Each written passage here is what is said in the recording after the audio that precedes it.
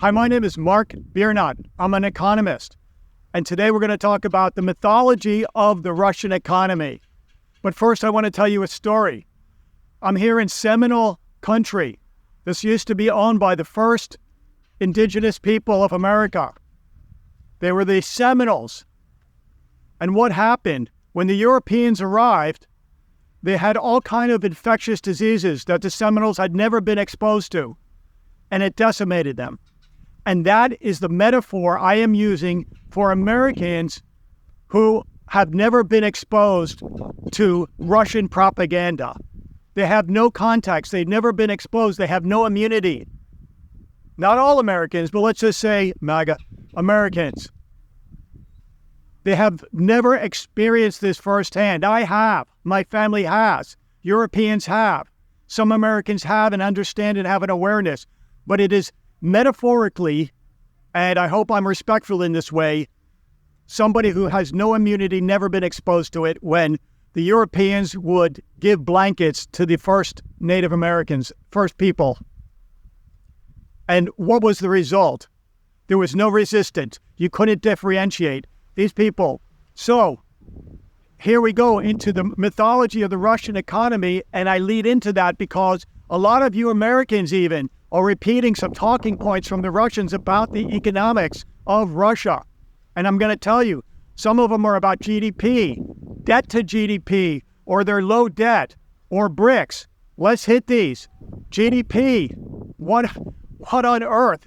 It's Y, even if you're a Keynesian, it's Y equals C plus I plus G, the G being the government component, the C and the I being consumption and private investment. During these geopolitical times, C and I has shrunk to nothing. If you guys are on Telegram and have friends on Telegram and friends in Russia, then you should know this, the chatter that's going on. C and I goes to nothing. I don't see Russians buying durable goods and taking out 20, 40-year loan payment, buying Russian bonds. C and I goes to nothing. It all goes into G. That's artificial GDP. Even if the Russian numbers come out, or you may agree with them, which I don't, then you know that Y equals C plus I plus G, it all goes to G. That's not growth. So that severs the point that they have a low debt to GDP ratio, because I know we're talking about growth rates and not total, but if the negative, this, C and I, consumption and investment, are negative, and I would estimate it greater than negative 10%, the debt to GDP based on growth rate is infinity. Okay? They've got the highest maybe in the universe, debt to GDP. And I don't believe those numbers because Russia is dependent on one, good, natural resources for export. 2, they have no diversification. 3, they have major demographic problems, right? 4, they have corruption. 5, they have infrastructure problems.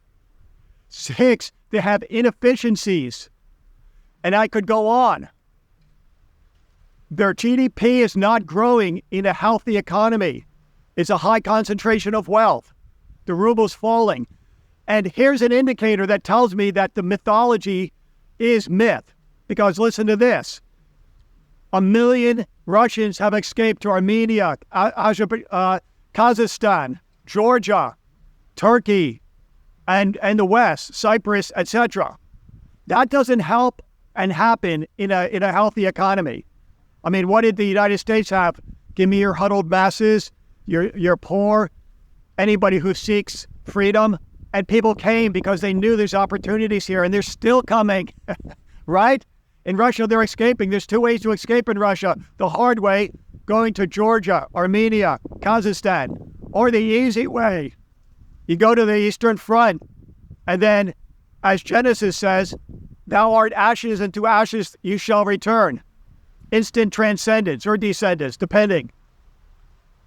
So the mythology, when people start repeating the mythology that the Russian economy has high growth rates, or its inflation is low, or that, the debt to GDP, just remember the people who are saying that are probably have no immunity to Russian propaganda. They want to, it's so, this propaganda, they don't do a lot of things well, but they do this propaganda. It's just not emphasizing, talking points and amplifying it that pre-existing.